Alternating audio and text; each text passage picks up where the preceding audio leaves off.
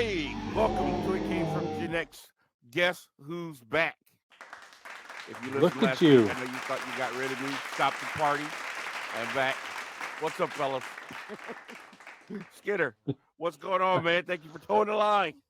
Hey, yeah, we missed you last week, but I think we managed. So You did great. did things continuation from last week's show? Did things get unstuck? Should we leave that for another time? Hey, had a great weekend. I'll go over that here in a little bit. Got some one-on-one time with Miss Marcy, and it leads into the story I want to talk about a little bit later on. But it was a great weekend, and we're glad to be back and glad to be on the show tonight.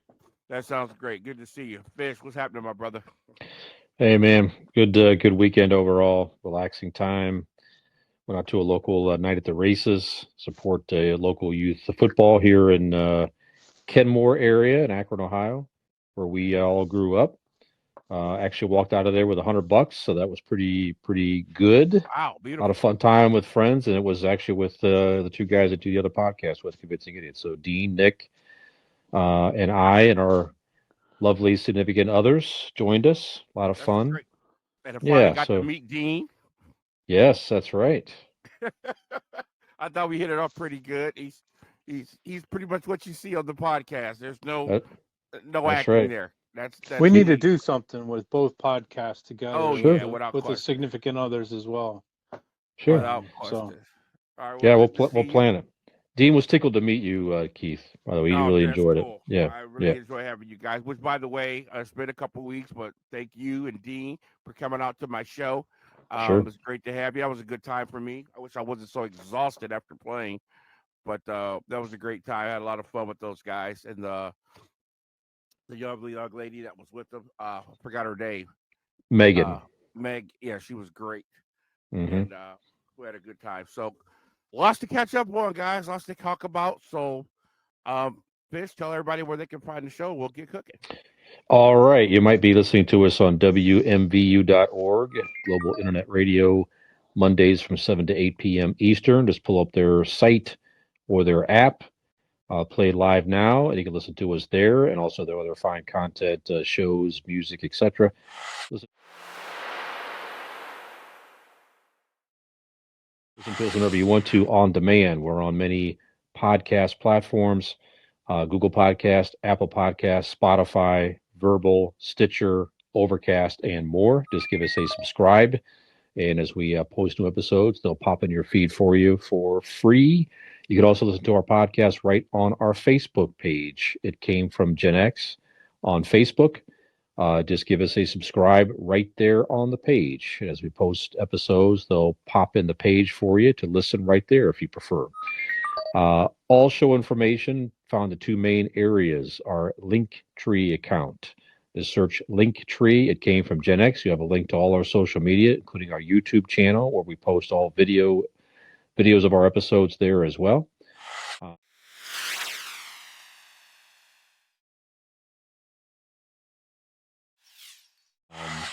And our website. It Came From GenX.wordpress.com. All one word. It Came From GenX.wordpress.com.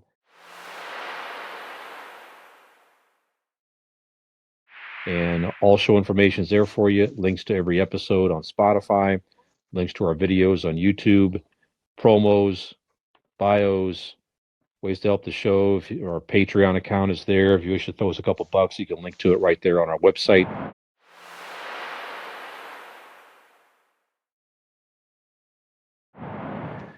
If you like our stuff, give us a like, give us a subscribe, give us a share, tell a friend. We appreciate your support out there. Thank you. Absolutely. And you can also find us on www.whyareyoustaringatme.com. So one of the great stalker websites that we are glad to be part of. So anyway. There you go. So anyway, I had a slow weekend, which was by design. Last weekend versus the weekend before was so different. As you know, the night, Fish, you guys came out to see my band Mixed Nuts. Was one of the most beautiful nights we've had this year. Yes, it was. When I left there, I stopped in Barberton and got gas, and I found myself just sitting on that island at the gas station, just sitting there, watching people go in because the night air was just so amazing. I didn't want to leave, Mm-hmm. and unfortunately, that's kind of creepy. So I got in the car and left. I didn't realize how creepy I looked until people started staring at me. But I said, "Go home and sit on the porch, Keith." Like anyway. So it was just a great night. I had been so busy with that show and my other band, Rock Generation, getting going again. I did nothing this weekend except do a photo shoot with my mom, which was absolutely great. Yeah, I got lovely to see pictures, some of by those the way. Yeah. photos. Thank Yeah, you. Yeah, that meant everything to me. So that was my weekend. So we'll get this thing started off with world news, and Skinner's gonna tell us about his weekend. Go ahead, my friend.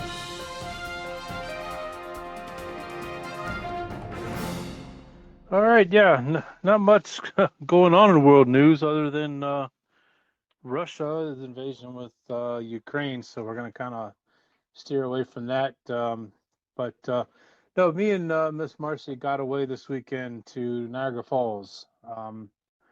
We needed a little recharge between the two of us with no kids, no mother-in-laws, Good for you. no family, no dogs, and just her and I. And first of all, it was a great weekend. Cold and chilly, but I tell you what, I've been all over the world, seen many things. I've seen the pyramids, I've seen the Nile River in Germany, I've seen the pyramids in Egypt, been in the cocaine hills of Cochabamba, Bolivia, I've been to Ireland. But I always go back to Niagara Falls and I always tell myself this is one of the most beautiful places in the world. It is so cool and it's so phenomenal to see that water, how strong it is, and just Mm-hmm. the natural phenomenon that is. But American side or Canadian side? we were on the American side, which neither one of us had done. We've always gone over to the Canadian side. Mm-hmm. So this time we stayed on the American side and got to see how that all is. There's a couple pictures you may have seen. We're in the what they call the national park, and we're probably only 20, 30 feet from the actual falls.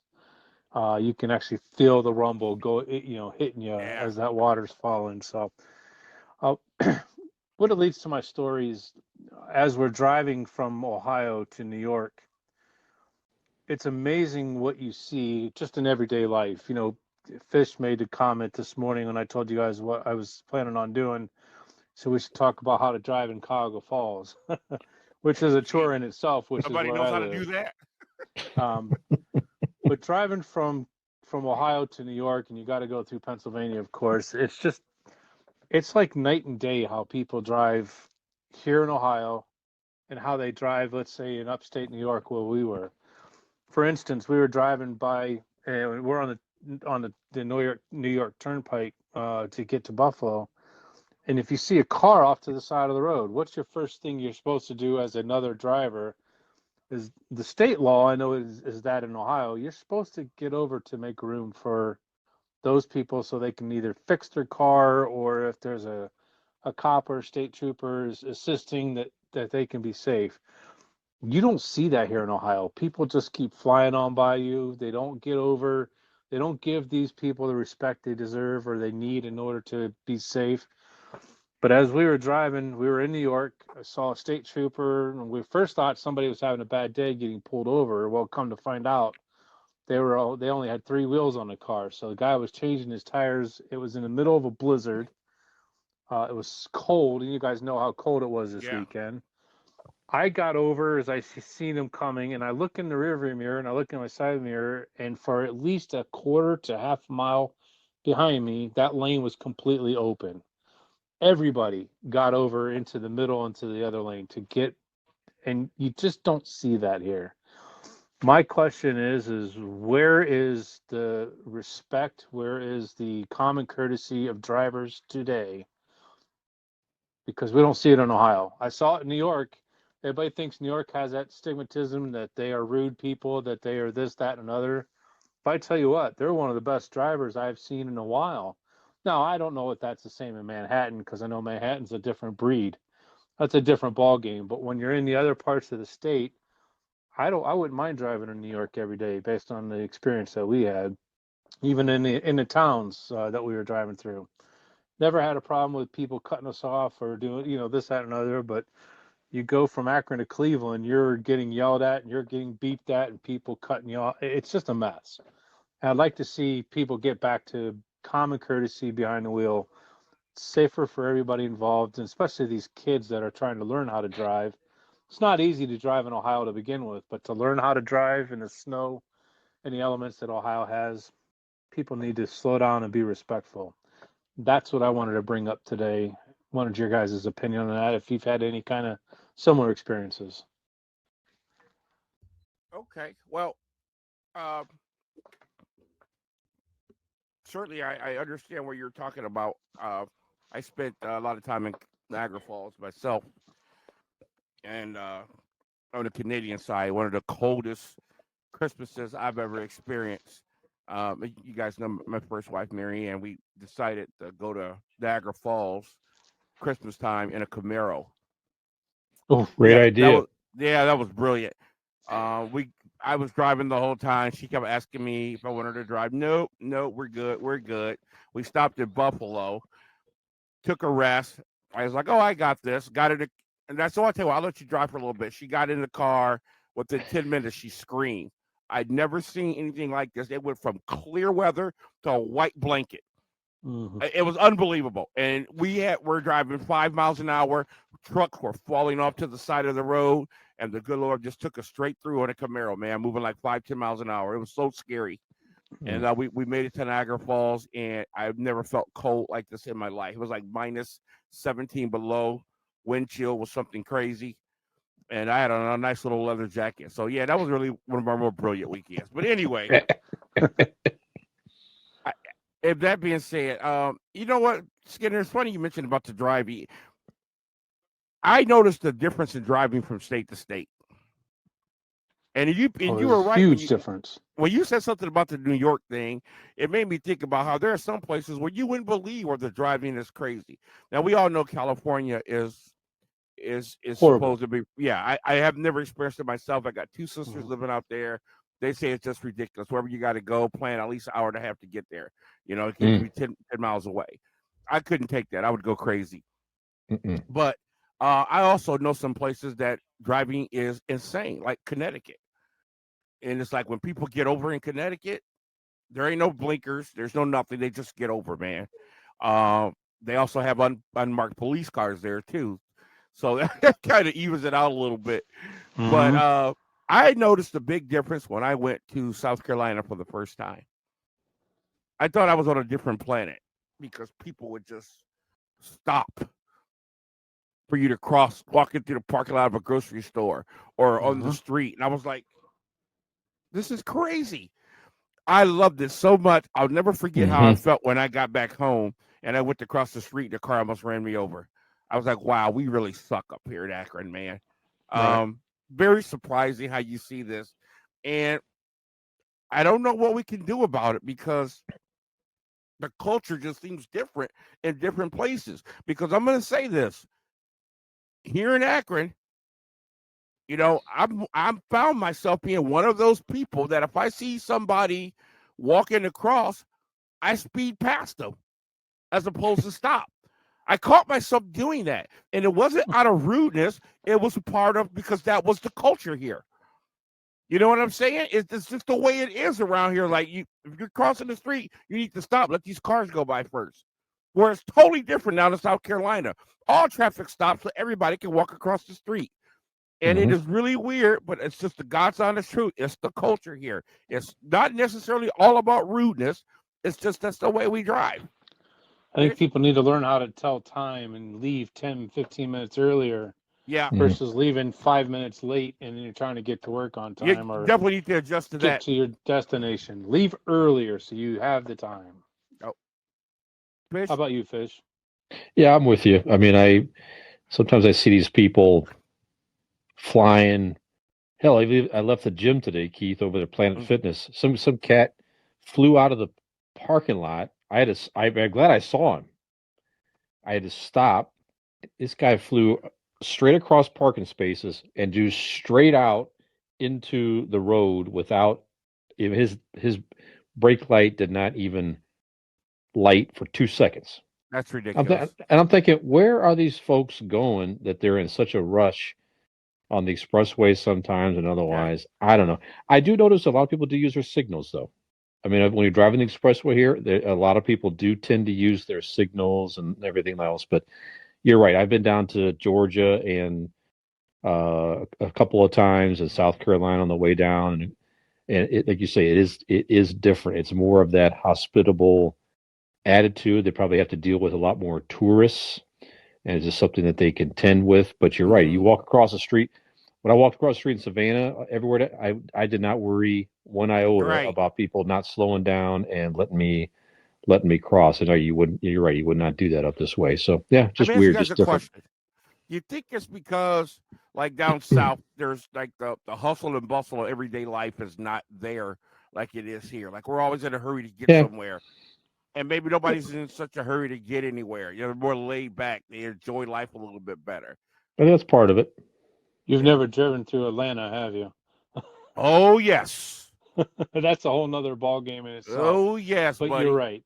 It's like I've been to Atlanta. I've reached Atlanta to get on the airport, which was like going to another planet itself. But yeah, but no, the speed of the game is different down south than it is on the coast or it is out in California, Seattle. So awesome. Yeah, you're right. Hey, great topic, man. We can go off all day on that one. All right. Absolutely. All right, thanks, Skinner.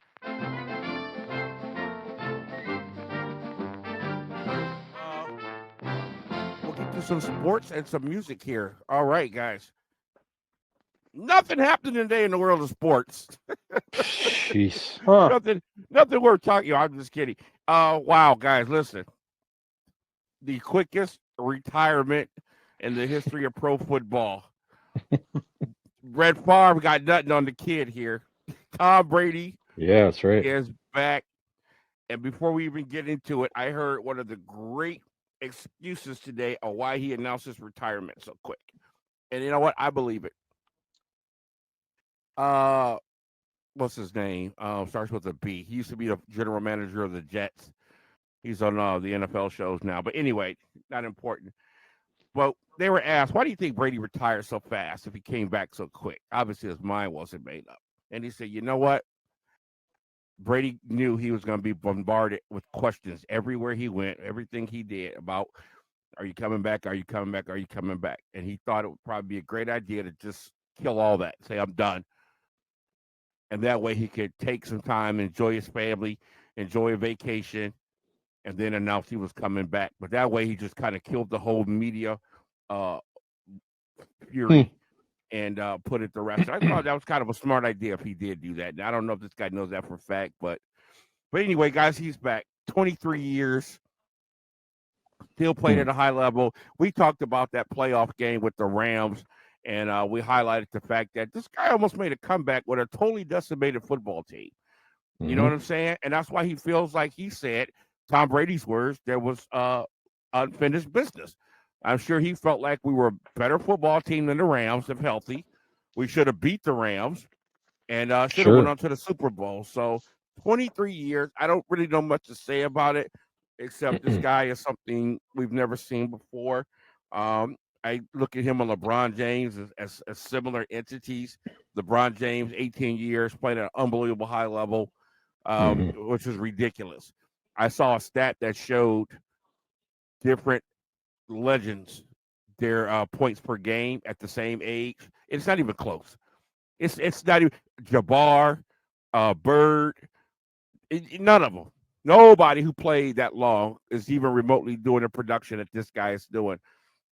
But anyway, with that being said, I was just thinking about Tom Brady coming back 23 years. Guys, what's your favorite Tom Brady moment, if you have one at all? I know we all want to punch him in the face because he's beat the crap out of our teams, but just being objective here. Favorite Tom Brady moment, if you have any, or what do you like about him?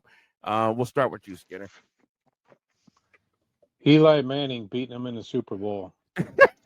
That's my highlight of Tom Brady's career. That was a Skinner answer, if I ever heard one. Only you could twist it like that.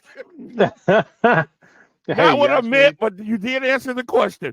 Okay. Well, one thing our pristine producer, our boss, Mr. Michael Jr., extraordinaire tells me is that your dad, you're never blowing smoke up these guys. No, you're not. I always wait for you to say something on the air, and I'm going to call you out on it when we're done. And that's just how I am. I call the shots as they are. The man's And that's man's had a Junior always remarkable- looking to call somebody out on something too. Yeah, absolutely. I've taught him well. No, Tom Brady, he's had a hell of a career. I can't knock him as a football player, but I'm done with Tom Brady. I want to see these young kids. I want to see what these young kids that are coming through. I want them to take the spotlight away from Or you'll Tom go see it. Brady. Okay, wait a minute though. But what about Tom Brady representing us, the Gen Xers? Don't you have He any ain't kind of representing loyalty us. there? He's from Michigan. He's not representing us. Come on Come now. on. No, think about it. You got to admit, man. You know what? When I saw the reaction that the older people had when the great George Foreman won the heavyweight championship of the world again at 45, there was a unity amongst older people. That I thought, okay, that's pretty cool. You don't feel any of that with Tom Brady? But truthfully, the only people that are happy that Tom Brady are coming back right now are the folks down in Tampa, Florida. They're the only ones really that are happy. And the saddest person is the one that bought that football. That dude that bought that football, man. and it was a couple hours before they announced that he was coming Ain't back. no refunds on that, buddy. Yeah, I was going to ask if he All had sales a final. refund option. But no, all kidding aside, if he's got more, we're closed. All sales final, no returns. He has left to prove. I'm not Tom Brady. I'm not in his circle. So if he's still got unfinished business on the field, who am I to say, hey, go another year? If you can play at a high level, right, and continue to be, a positive for the team, hey, I hope you don't get hurt. I hope you have a great season and move on. All right, Fish.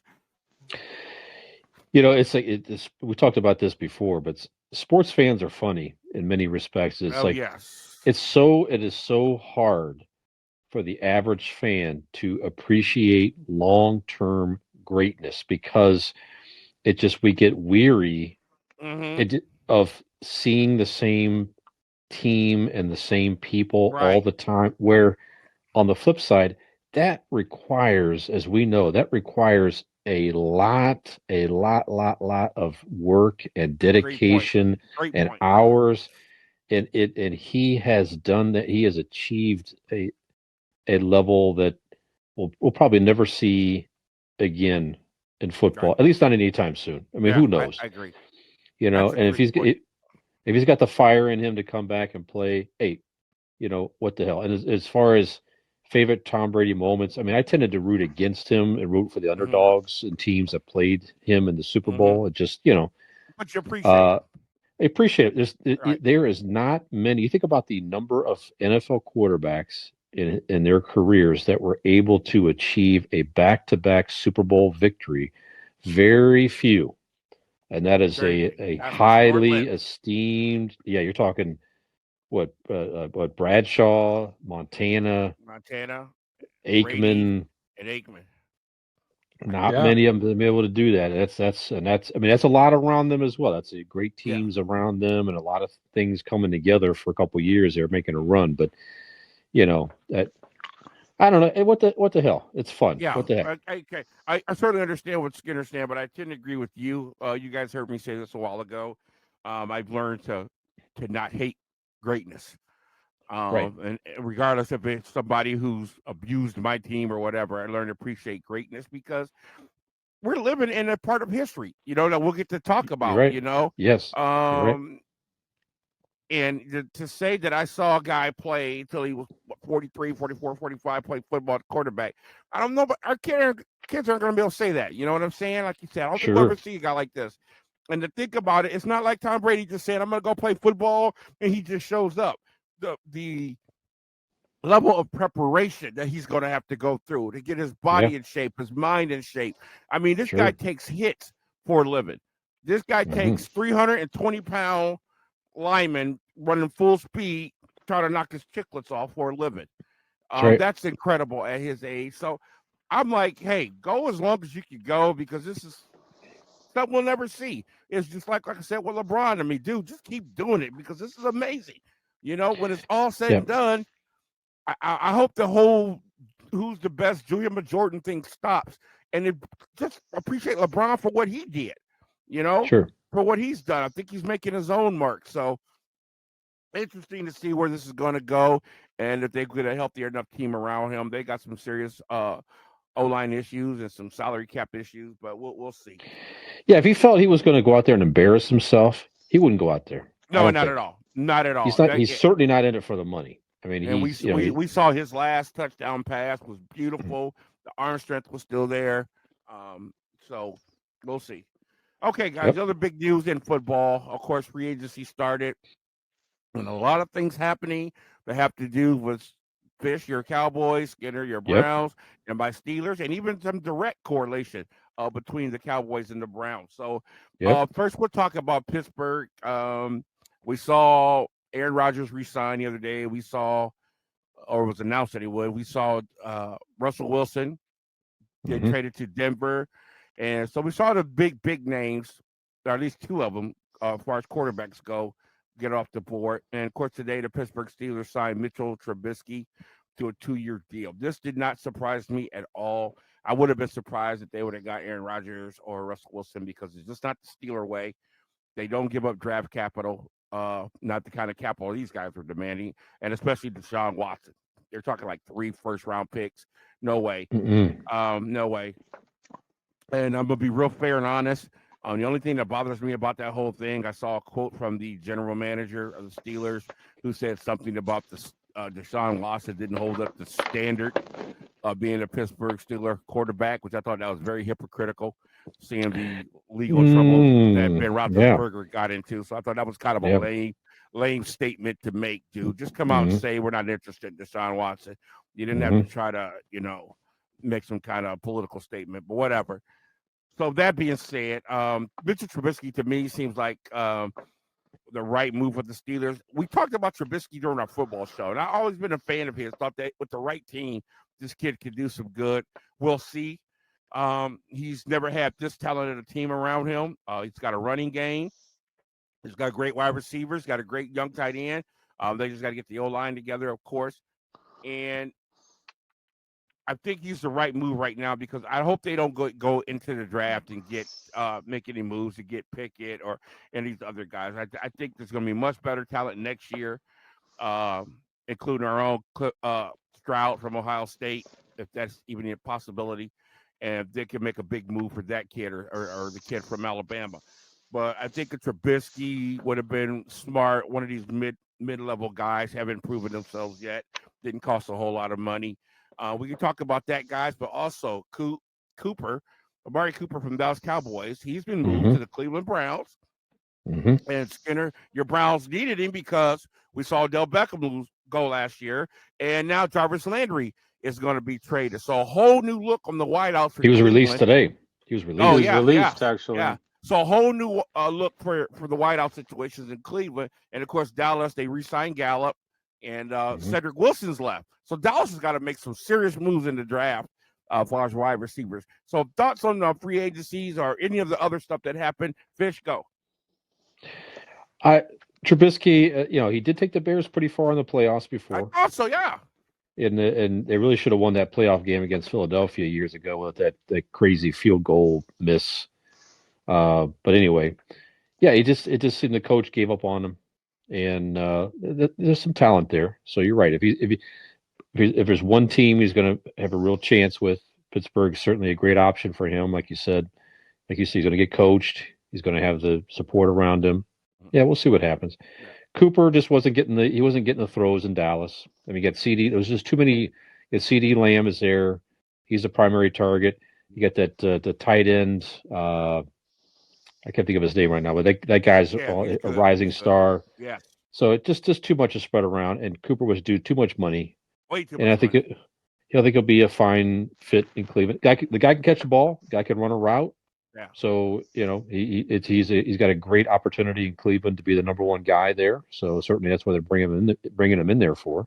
I hate to see him be casualty, and they got that horrible Zeke contract just luring over their heads, man. That's killing the Cowboys right now. It was a dumb move when it happened, and it's still lingering. So Skinner? Well, the only thing you can say about that is Jerry Jones getting what he deserves when it comes I to agree. stupid contracts. Yep. There you Yep. go to that. Any thoughts on the other trade, Skinner? Not surprised, like you said, we're not surprised Trubisky's going to the Steelers. Had a feeling the Steelers, they didn't have anybody in the background waiting to step in. So you figure they were going somewhere else besides the draft to find a quarterback. It just makes sense. Yeah, you know what though, Skinner? I'm losing faith though I'm glad general manager's leaving because he's kind of really starting to talk a lot of crap. Why would you come out last week and say, "Oh, Mason Rudolph's our guy," and if the season started today, he'd be our guy? Make a comment like that, and then a week later you go out and get Trubisky. He's being a typical Steeler fan, is what he's being. If you ask me, I was waiting. I was just waiting. You opened that wide open for me. You knew it was coming. Why can't you just be objective, jerk? But no, you're right. He made those comments, and I heard those comments too. And now they got Trubisky. I think he's opened the door for his whole body to go out. Yeah. Behind it. So I don't know. We'll see. Amari Cooper to Cleveland. You know, they had OBJ and they had Landry, two of the most talented receivers in the league, on the same team. Both of them have come and gone, and what's Cleveland gotten out of it? 2 playoff games, right? I think. Yeah. Mm-hmm. So I think they're going to do a whole lot better with Cooper. I think Amari he's not got the ego that the other two that Thank you. That's what I was going to say. You had 3 alpha male personalities that were clashing, and that's going to be the difference, I think, right now. Amari Cooper's kind of, I don't want to say soft-spoken, but he does it, he's not runs routes. Yes, right. Yeah, you got Donovan Peoples-Jones, you've got the 2 wideout, or you've got Njoku and Hooper, the 2 outstanding tight ends for Cleveland. Now you bring in Amari Cooper as their number 1 that can run a route. Sky's the limit, especially with those 2 running backs that are going to come back healthy this year for Cleveland. Right. Your quarterback runs the offense, and I don't think Baker Mayfield ever felt like he was running the show with Landry Jones and Beckham. Well, we'll see if Baker comes back healthy, head on his shoulders, and works, and gets the respect from his team. We'll see what happens. Yep. If Fish, not, you want to say Baker's something? the next one to go. Fish, you had something to say? I forgot what I was going to say. None of it matters anyway because this is the year the Dallas Cowboys finally win the Super Bowl. 20-some years. Yeah, was it be 26 years? 26 years. That's the last time they advanced to the Super Bowl. This is Dallas wins a playoff game. Lucky 26. Skinner, we'll let him win the playoff game. You come tell us that. You come talk to us after the first playoff win, and then we'll have that discussion. Okay, so that's it, guys. We'll talk about the music. Just some crazy stuff. It's gonna be interesting. Hold on. Go ahead. Here's a thought. Sports, I bet. Cleveland Browns in the last 20 years have won more playoff games than the Dallas Cowboys. How does that happen? So is Matthew Stafford. What, 2? Yeah. How does that feel? No, Dallas has won well, maybe you're right. You might be right. He's right. That just came to me. I had to stop you. I apologize. But yeah, that's frightening. Oh. Absolutely frightening with all the talent that Dallas has had over the years. Lots of talent. Yeah. Mm-hmm. Okay, guys, let's not get Fish all ruffled up here. Let's move on to some music real quick. Okay, I'm waiting for Coach Cooper to call in. Oh gosh, if I was to call it. He's like, I'm done with football. I know, right? Whatever, sure. Stop okay. it. Stop. I saw that the other day. I just laughed. Okay. Yeah. Okay, guys, real quick in music. This day in music, 1983, a guy by the name of Richie Sambor got with his couple of buddies. One by the name of John Bon Jovi, the other by the name of Alec John Such, who, by the way, is no longer in the band, but they formed the band Bon Jovi, one of surely the great bands of our generation, still putting out great music. We're talking about 1983, guys. That's amazing. Unbelievable. who would have thought they were to survive the hairband wars and the grunge attack and all that, and they're still out putting out great music. Just want to focus on Richie Sambor. He was probably one of the most famous number 2 guys in music. Did a lot of the backing vocals, the high vocals. Of course, he did the voice box.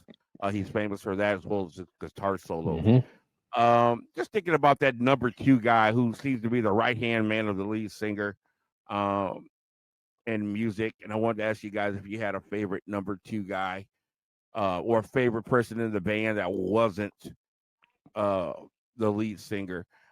First person that comes to my mind is Tommy Lee from Motley Crue. He wasn't a guitar player or backup vocals, but as far as a person that wasn't the lead singer, I just love him for the fact being a drummer. He was the first drummer I ever saw that said, you know what? You paid money for this ticket. You're going to see Vince Neil doing his thing. Nikki Sixx running around acting crazy. Mick Mars creeping you out. You're not going to look in the back and see me just sitting here hitting drums. I'm going to put on a freaking show. He adopted his marching band techniques and stick flips, and he was a one-person show on the drums, and I've learned to appreciate him so much for that. So, Fish, any number 2 guys come to mind? Here's one for you. How about is going way back old school? How about Ace Frehley of Kiss? Absolutely.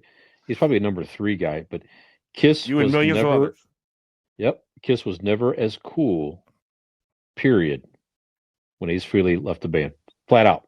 If you think about it, a lot of great, cool Kiss songs. Who wrote that song? Ace Frehley, probably. Yeah. So that's it. So that's one of my top secondhand guy of all time right there. Right. That's a good one. We all love Kiss. Not secondhand, but you know what I'm saying. Backup guys. Yeah. We loved every variation of them and all their albums. But you're right. As far as just being total cool, that they never captured that again. That's right. Nobody was ever like Ace. The personality. Of course, he was halfway lit on stage, but still. Yep. Go ahead. Also, I was playing the Hotter Than Hell album this weekend, so that's the second Kiss album. That album is Ace Frehley all over it. Go back and listen. If you guys are not that familiar out there with Kiss, go back and listen to Hotter Than Hell, one of the hardest Kiss albums, period. Great album, grungy, hard. It's like a far cry from the 80s stuff. Did he actually write all that stuff? Because there was a lot of stuff he didn't play on. I don't know if you've seen the Kiss. He was on this album. 3-part biography, but he got a lot of credit for stuff that he didn't actually play on because he was too wasted to play. That's true. They brought in a lot of guitar players. All right, Skinner? Yeah, it's funny you bring up Tommy Lee from Motley Crue because I would have gone with Nikki Sixx as the number 2 man for that band. Okay, good choice, sure. He wrote most of the music. You're absolutely right that Tommy Lee said, I am a drummer, but I am not going to just be back here by the back of the stage and everybody just overlook me. You being a drummer by trade absolutely appreciates that, but I appreciate what he did as a music fan. But if you go back and listen to most of the songs, Nikki Sixx is probably one that wrote it, has something to do with it, producing it, this, that, and another. But then as I'm thinking about this, as you're talking about Tommy Lee, and I was going to initially say Nikki Sixx, Mr. Edward Van Halen. You already took my thought. Yeah. Mm-hmm. And some would say he was the number 1 of that band. Good point. Oh, sure. Good point. May he rest in peace. I've got goosebumps right now thinking about Eddie Van Halen, how he totally changed music with the guitar riffs that he had. His persona, everybody loved him. I guess he, on top of being a outstanding musician, he was one hell of a guy. Yeah, true. And everybody looked up to him. He was an icon, and I look at him as being the number 2/number 1 guy of all time. Yeah, that's an interesting argument because David Lee Roth was such a outstanding personality. But Van Halen, of course, the band was named after him and his brother, and he, just whoever argue, he ran the show, wrote the songs, and like I said, just the fact that he did all that for Van Halen, but then he had this whole side thing where he became a guitar hero as well. You know, he had a whole following of guitar players. He, and created this whole tapping technique that everybody follows today. And so, I would argue he might have been the number one guy because he stood there through all their different singers and whatnot. And he was obviously in charge. There's a documentary that I found on YouTube. If you guys have a chance to check it out with Eddie Van Halen, they brought in David Lee Roth because of his contacts with producers and music people. But he had a PA system. Because of the women that he attracted, bringing into their shows when they first started out. That's why one of the big reasons they actually let him start with the band because he had a PA system.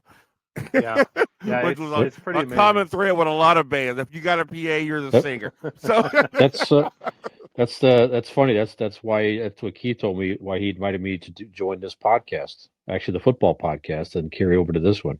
Pretty when much. You did that extra female demographic. Oh, there you go. That's what it was. I wanted to really get the chicks, and so it was obviously bring in the fishbowl. That's right. That's right. we get we need more women over 48 years old. There you go. Bring them in. Bring them in. There you have it. One more key. You can't. Talk about John Oates real quick. You can't. Great choice. Oh, there you go. It's Daryl Hall was a. Oh man, you talk about the ultimate number 2 guy. Yeah. Yeah. Good call. We could go on all day with this one. Yeah, great call. Right. Okay, one last thing, guys, in music that happened on this day. I don't know how familiar you guys are with this individual. 1995, Tupac Shakur released "Me Against the World." He was the first male solo artist to have a number 1 album while in prison. Of course, he was charged with shooting an off-duty police officer in Atlanta. Charges were later dropped. Then he was charged with assault on a director while filming the movie Menace to Society, which is a great movie. And he did 4.5 years in jail and was found guilty of sexual assault. He was actually registered as a sexual offender. Many people don't know that. But Tupac Shakur, I don't know what you guys know about him, but I knew who he was, and I had never listened to his music. And my brother was working with me at the time, and he kept singing these lyrics that were just like, wow. I said, that is slick. What is that? He's like, you don't listen to Tupac? I said, no, never have. And he goes, listen, man, you have never heard lyrics like this in your life. So he started playing Tupac for me, and I was an instant fan from that day back in the late 90s. This guy's lyrics of something I've never heard before. As a matter of fact, in the University of Southern California, they have a registered class you get credits for on the lyrics of Tupac Shakur because it's that incredible and that deep. And that's why one of the reasons he became so famous. Tupac, this guy died in the East Coast, West Coast wars along with Biggie Smalls. Do you guys think he's dead? Do you know anything about Tupac, Skinner? I don't know much, to be truthful. I've been educated by my kids on his music, which is weird. That my kids growing up in the 90s, being born in the 90s, but really growing up in the 2000s, know more about him than I do.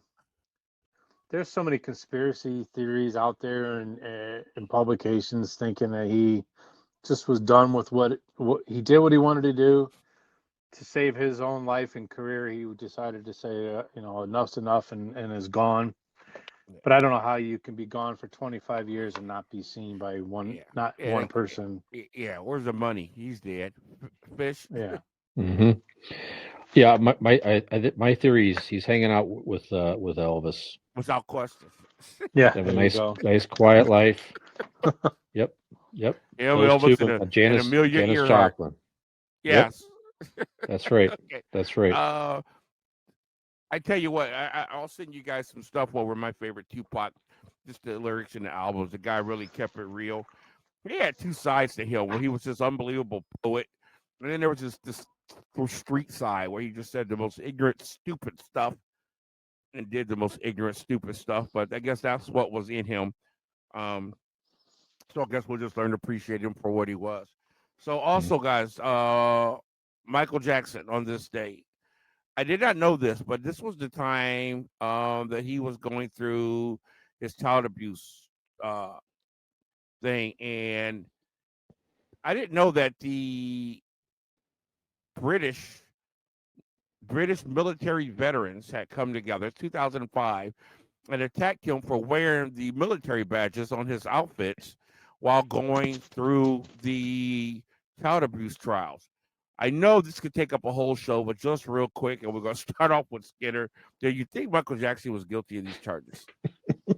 Oh God, you're really Go gonna ahead and ask sit me back. that question?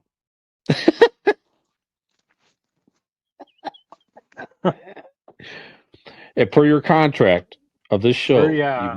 you must answer every question posed by Keith. He had to sign a legal contract. Yes. Yep.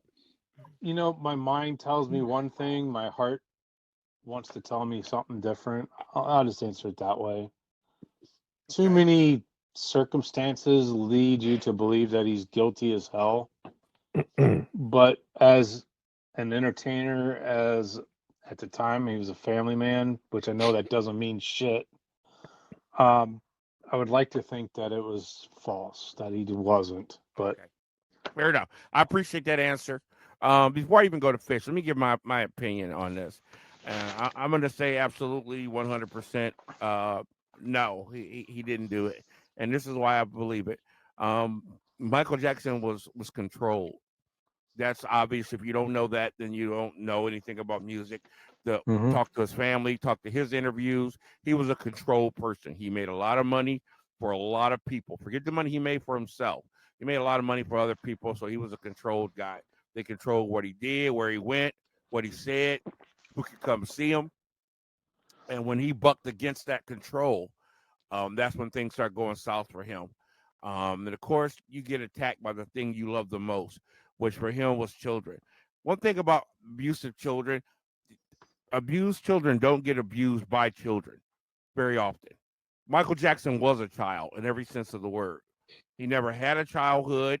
In my music class, one of my students, because he's young, he's not getting the whole history of music lesson, but he said that's what he wants to get taught about Michael Jackson. And so we've been studying his life from childhood all the way up to now. And just from what I've learned and read, I just don't believe this guy did that. I believe he bucked against the wrong people. So they smeared him in the worst possible way to get labeled as a child abuser. So that's my thoughts. Fish? I've not seen this documentary, but they had a documentary where they talk with a couple guys, a couple adults, excuse me, that claim that they were abused by Michael. I haven't seen it. I've heard it's very convincing. I don't know, but I don't know. I mean, like you say, Skinner, in my heart, I loved him so much as an entertainer. I mean, I really enjoy his music, and you hate to think that anything like that happened to also still enjoy his music. I don't know. The guy was, I don't know, man. He seemed too weird to be able to do something like that to where Right. I think he probably honestly felt like you to said, he do was it a and kid. pull it off. See, Right. Fisher, you're Yeah. Is going that what you by mean? one thing that you know, and that's human behavior, and that's what I'm Yeah. following. Because Yeah. even though those interviews can be convincing, what can you believe nowadays? People lie. Yeah. I did not have sexual relations with that woman. Look me in my eye. Yeah. You Like I know, said, he was come on. too People are good. childlike and weird. Yeah. Yeah, people Yeah. I don't are know. good liars, good actors. You put enough money in front of anybody. Give me enough money, I'll cry and talk about how Skinner diddled with me. Last week. Yeah. I shouldn't have said that. That's creepy. I will say, But by I'll the way, make you believe it. Yep, that's right. Just outside that, just for a second, just if you have not seen her lately, she came up with an article in a news feed the other day. But Michael Jackson's daughter is out there doing her thing, Yeah, modeling, different stuff like that. Yeah, Paris Jackson. Yeah. go check out those pictures. And Yeah. isn't it Anyway, creepy how much she looks like him, but she's not his biological daughter? yeah, it's That's weird. yeah. Okay. Anyway, all right. Anyway, Just that thought. yep. All right. So let's go pop culture. Take it away, Fish.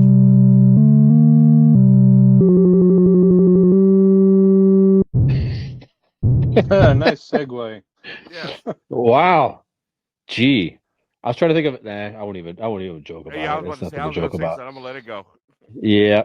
All right. So we had a couple unfortunate passings in the world of pop culture. So we'd like to pause for a moment and recognize folks when they pass on that we grew up with, at least in some respects. Just today, WWE Hall of Famer Scott Hall, he passed away. He was a key figure in pro wrestling's growth in the 80s and 90s. Um, he was on life support since Monday. 63 years of age, and he was best known for playing the Cuban bad guy Razor Ramon as pro wrestling's popularity boomed in the late 20th century. So he was part of the 90s revolution in wrestling. So I'm not a huge wrestling guy. I know the name. So we familiar with Razor Ramon and his performances? Any thoughts on him? I love the guy. Ramon was one of the best characters WWE ever came up with. He had a great finishing move, the Razor's Edge. Mm-hmm. But I was a big fan of Scott Hall when he went to WCW, and he was with Kevin Nash. They were just Hall and Nash. They were the founders of the NWO, New World Order, with Hulk Hogan. Okay. And he was just a perfect bad guy, man. Just a guy you couldn't stand, that Cuban accent. I know that he had been in bad health for a while. I don't know if you guys are familiar with Diamond Dallas Page, former Yep. wrestling great. Mm-hmm. After wrestling, Diamond Dallas Page went into all this health stuff. He became this unbelievable health guru and That's yoga right. teacher, and he's been credited with helping a lot of wrestlers get their life back who are suffering from lifelong injuries. And if I'm not mistaken, I read that Scott Hall had moved in with him because his situation was so bad, and he was trying to help him. And hearing that he passed today is really sad. Yeah. Skinner, Razor Ramon. Yeah, I knew him from what was it, NWO, New World Order. It was Yeah. him,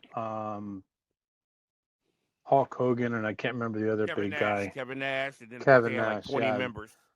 those three were the going for a while when, and what was it, TNT branched off from WWF Mm-hmm. back Well, a they were a while back. separate entity. They were WCW, separate entity. Yeah, they Yeah, were actually WCW, that's what it was. Yeah, NWA became WCW. right, right. So yeah, he was always the natural bad guy. Hate to hear that he was sick for quite a while, and I want to hope to think that it wasn't self-inflicted when it comes to some of the stuff that these wrestlers, what they put in their bodies, what they do to keep themselves in top pristine, not only in athletic shape but to the eye. Great, You yeah, know, these wrestlers that are just good point. bodybuilders that are athletic. Yeah, So Skinner, I'm 52 years old, and I play a show one night on a weekend. I need 4 days just to walk again. Right, you know what I'm saying, to recover. Just the practicing that goes into it and giving it all during the show. The abuse these guys take in the ring in their 40s and 50s, some of them in their 60s still going, and to do it Yeah. night after night is unheard of. And who knows what they have to do or what they have done to be able to do that. And that catches up to you after a while, man. The drugs and the pain pills and all that other. Oh, man. Really sad. Yeah. All right. Thank you. All right. Rest in peace, Razor Ramon. We also had a very famous actor in our time pass on Sunday. William Hurt passed away, 71 years of age and just a few days shy of 72. Died from complications of prostate cancer, unfortunately, poor man. So recently we know him in the Marvel Universe as General Ross. I thought he was terrific in that role. Like to have seen more of him in those movies. Of course, he had more prominent parts in that role in the more recent Marvel movies, but he was an Oscar-winning actor for his work in Kiss of the Spider Woman, and I remember him in that movie Body Heat with Yeah. Kath shoot. that sultry actress. I know you're talking about. Yeah, it's fine. We'll look it up here in a minute. But I recall that as an early movie on cable, where I was like, cable's kind of cool. Cable's kind of cool. But anyway, solid actor. I haven't seen a lot of Kathleen these Turner. movies. Kathleen Turner. That's it. Thank you very much. Okay, Kathleen Turner. Yes. Yeah. Yeah, we're probably one of the best voice. We can talk about Kathleen Turner. Let's not make it about Kathleen Turner. But William Hurt, good actor. I don't know. Any thoughts on William Hurt, Keith? Certainly familiar with him in so many different movies throughout the years. But I just want to talk about the Thunderbolt Ross role. I really love how Marvel, when they start putting together this phase one for the movies, I thought it was brilliant that they took a former DC hero who formerly played the Human Torch in the Fantastic Four and turned him into Captain America. It was a brilliant move. Then you brought in the beautiful what's her name that played Black Widow. Scarlett Johansson. Scarlett Johansson for that role. And then, of course, you took a chance on one of the greatest actors of our generation, Robert Downey Jr. But, for all these little small roles, I just thought it was great how they brought so much legitimacy and credibility to their movies by adding people like William Hurt. I always thought that was just a classy move on their part, and he'll be missed. Yep. Skinner, are you familiar with William Hurt's work beyond Marvel? Oh, yeah. Couple ones that come to mind. Mr. Brooks from 2007. If you saw that, he was in there. There was a really odd movie by the name of Changing Lanes. It had Samuel L. Jackson. Oh yeah, that was a great and one. Ben Affleck. William Hurt was in that movie as well. Okay. Couple other ones. It was an old movie where John Travolta was an angel. He had wings. It was called Michael. Oh, that was a great movie. That's William right. Hurt was in that movie. If you remember that one, he was in The Big Chill. That was a kind of a comedy drama type. Some of these, it's surprising that I go back and think about it, but he was in there. The Accidental Tourist, if you've ever seen that movie, that was a drama romance back in the late 80s. I think I watched that because my mom and dad watched it. Broadcast News was one of my favorite movies as a kid. He was in that. Almost for a split second wanted me to go into journalism because of that movie, truthfully. To watch all that, how the stories that movie came up, that brought, kind of had me thinking about journalism. It was short-lived, of course, obviously knowing where my career is today, but you're a natural on camera, if I may say. But no, he had a long, prestigious career. I don't think he ever got the credit he deserved, truthfully. He had some baggage that he had on off-camera problems and issues, and unfortunately, he's taken to his grave with some, I think, spousal abuse, or I can't remember who it was that accused him of abuse. So I hope that's all bullcrap and he's able to rest in peace, because he's a pretty good actor. I enjoyed his work. Yeah, very solid body of work. Okay. Okay. Well, guys, we're not going to get into. We're going to run out of time before we get into the Batman. We're going to table that topic until next episode, because all three of us saw the Batman together a couple weeks ago. So we're gonna save that for now, because we're not going to get through that in about 3 minutes. So we'll keep moving here. One of the big stories right now in pop culture news is this Kanye West and Pete Davidson feud that's getting more and more public. I mean, we all know the story. Kanye West and Kim Kardashian. Kim Kardashian left him, divorced him. She's now dating Pete Davidson from Saturday Night Live. This guy's resume is already beyond I'm sure himself, he's thinking to himself, I don't know what's happening here. I'm You just have going with it. overachieved, brother. Yeah, I'm just going with it because it's too good. I hope they're happy, but the feud between Pete Davidson and Kanye West continues to get more and more weird and uncomfortable, and it makes me feel for those guys. It's just like here's a guy with tons and tons and tons of money, Kanye West, and he just can't seem to deal with it, and he's publicly just going after a guy dating his ex-wife, and you see it all over the place. It happens to so many people, unfortunately, and it's just like, man, just move on, live your life. We're only here a short time. Hopefully, he gets over it. But I am happy to see that Pete Davis is basically like, F off. I'm happy. I'm going to keep dating Kim, and we're trying to make something happen. I don't know, but the whole thing is just very weird and uncomfortable and strange, and you feel bad for that couple. So, any thoughts on Kanye and Kim and Pete Davidson, Keith? You say you feel bad for what couple? Pete and Kim? Yeah, Pete and Kim just trying to move on, man. It's just like let this guy it's just another weird ex making things bad. I don't know, man. I mean, I've been through some of that myself. I know we all have been, but it's It's hard for me you to feel Still you going feel through for him. it. hard for me to feel Yeah. anything for Kim, but Pete certainly is my new hero in this generation. Yeah, man. Whatever, bro. Whatever it is, man. Just Godspeed. But anyway, um, We've all dated women in our past, and just like I don't know what happened. listen, I've got I'm a here. And of history course, of women way out of my league. current women for that matter, Yeah, too. It's just exactly. like I don't know what happened. It's she's here. I'm just going with it. If Yeah. you've seen the list of some of the women I've had, you'd be shocked, dude. I don't know how it happened. Trust me. But anyway, um, so I kind of relate to Pete a little bit. Now, Kanye West is somebody who not only do I not like, I detest. And as a matter of fact, I'm going to leave it at that because it could get a lot worse. But just as a human being, I feel for him. I know what it's like to be heartbroken. And it's one thing to be heartbroken, but to see somebody else with that one you love, that's a hard thing to deal with. And I won't Yep. wish that on anybody.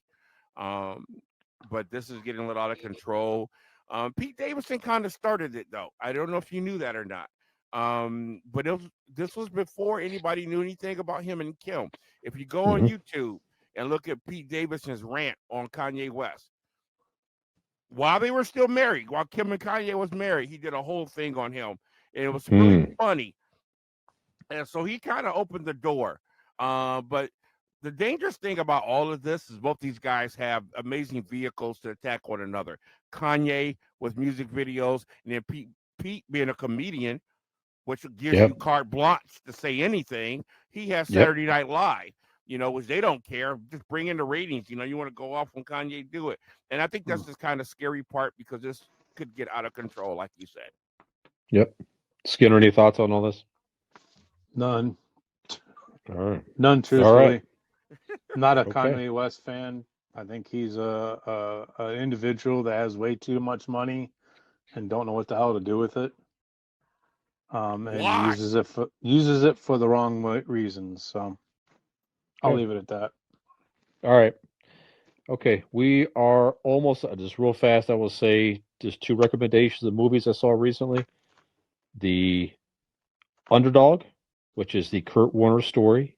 You can find it on streaming on Amazon Prime for like $6. If you want a good, feel-good sports movie, go check that out. The Kurt Warner story.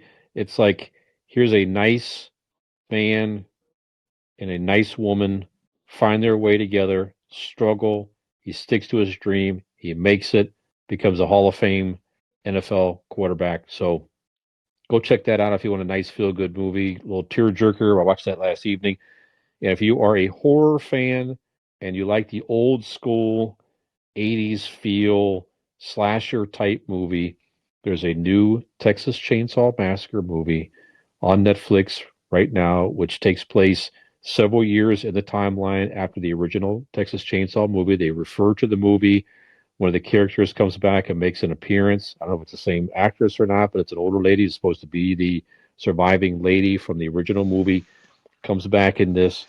So a mindless slasher type movie. If you like that sort of thing, you will not be disappointed in the new Texas Chainsaw Massacre movie.